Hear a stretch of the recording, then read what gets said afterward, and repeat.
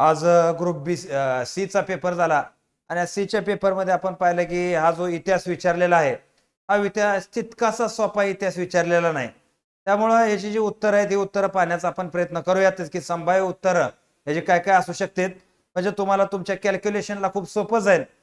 का आता बघा पहिला जो प्रश्न याचा आपल्या समोर आहे की सत्यशोधक जलसा या कला प्रकाराशी पुढीलपैकी कोण संबंधित नव्हतं. तर याचं जे उत्तर आहे यामध्ये होनाजी बाळा आहे, भाऊराव पाटोळे आहे, रामचंद्र गाडगे आहे, ज्योतिराव फाळके आहे.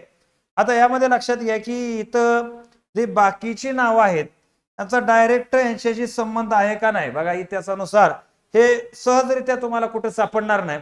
परंतु एक गोष्ट अशी आहे की होनाजी बाळा हे एक शाहीर होते आणि पेशवाईच्या उत्तर कालावधीमध्ये होते आणि सत्यशोधक जलसा हे पेशवाईच्या असतानंतर खूप कालावधीने आलेला आहे. त्याच्यामुळं होनाजी बाळा हे याच्याशी संबंधित नव्हते असं आपण या ठिकाणी काय करू शकतो, म्हणू शकतो. का तर यांचा जो कालखंड आहे हा कालखंड पेशवाईचा उत्तर कालखंड मानला जातो.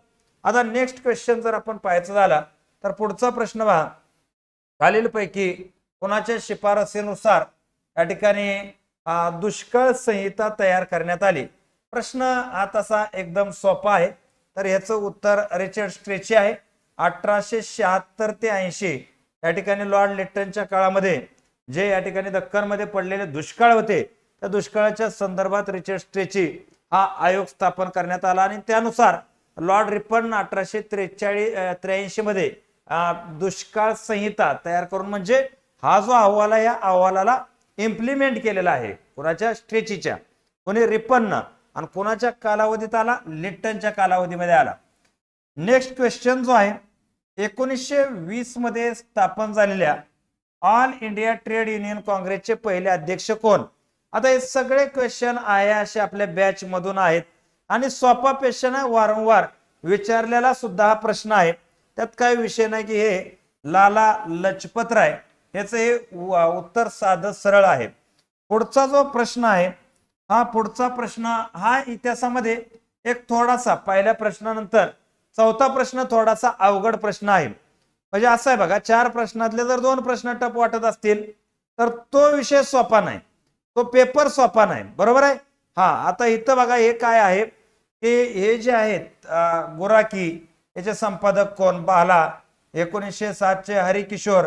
त्यानंतर देशसेवक. तर यामध्ये लक्षात घ्या की सगळ्यात जास्त प्रसिद्ध हे बाला.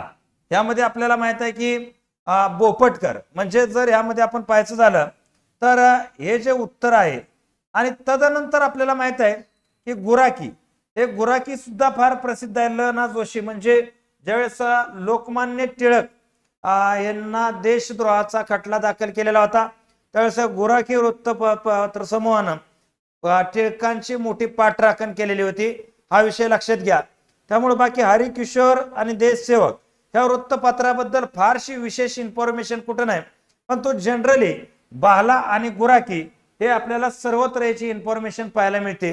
आणि या 2 नुसार जर आपण गेलो तर या ठिकाणी जर आपण पाहायचं झालं तर हे उत्तर पर्याय क्रमांक 3 योग्य ठरू शकतं. आता पुढचा विषय जर आपण पाहायचा झाला की कंपनी सरकारनं या ठिकाणी आपल्याला माहित आहे की रॉयल एनफिल्ड ही जी बंदूक आणलेली होती यावरनं 1857 उठाव झालेला होता. तर याचं प्रशिक्षण केंद्र कुठं कुठं स्थापन केलेलं आहे.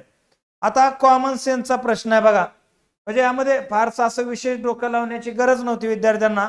एक गोष्ट लक्षात घ्या, ही 3 ठिकाणं अंबाला आहे, बरोबर आहे ना, त्याबरोबर सियालकोट आहे. आता कलकत्ता आणि डमडम यामध्ये कसं असतं लक्षात घ्या की यामध्ये फारसा अंतर नाही, डिस्टन्स नाही या 2 शहरामध्ये.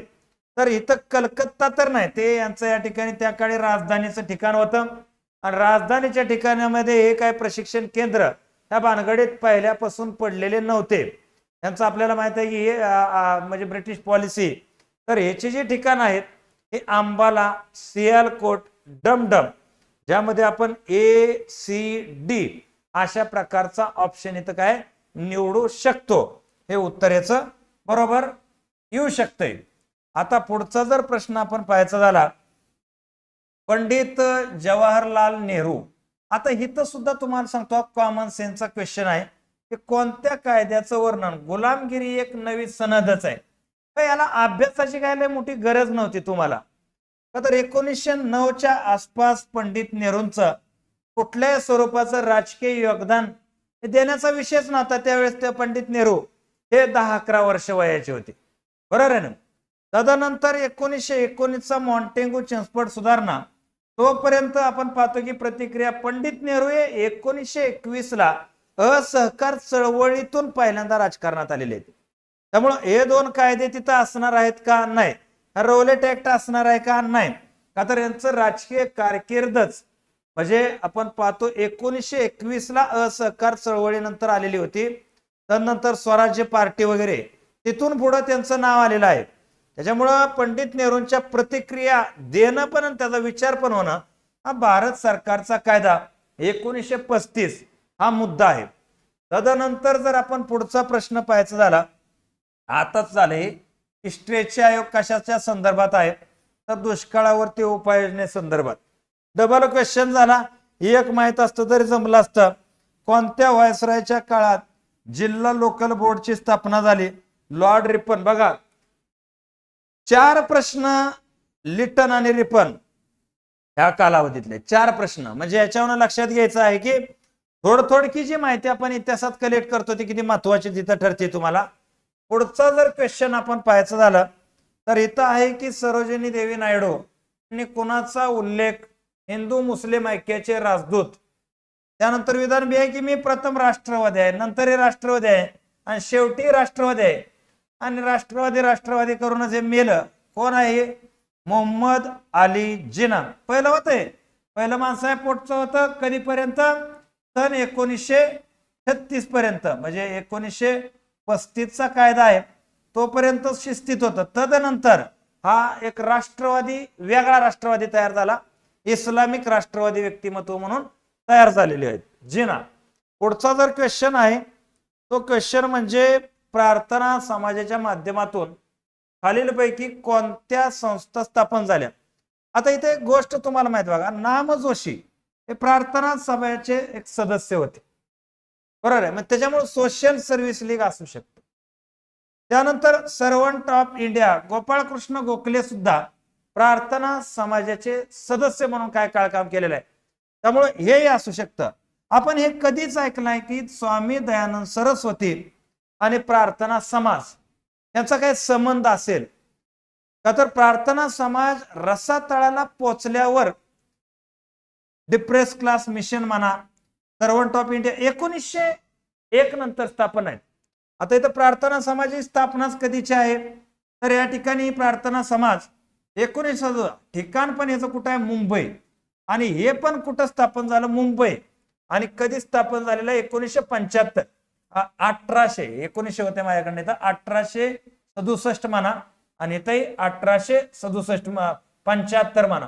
आता इथं कसं आहे बघा, समांतर संघटना स्थापन होत शकत नसतात आणि ते एकाच रिजन मध्ये. हा एक काय असा आहे, एक लॉजिक आहे आणि त्या लॉजिक नुसार आपण हा जो पर्याय आहे की यामध्ये सी पर्याय यामध्ये वगळून ह्याचा तिसरा पर्याय ABD हा इथं निवडू शकतो. चालेल. तर इतिहासाचं उत्तर तुमच्या लक्षात आले असावीत अशी अपेक्षा व्यक्त करतो आणि या ठिकाणी मी थांबतो. जय हिंद, जय महाराष्ट्र.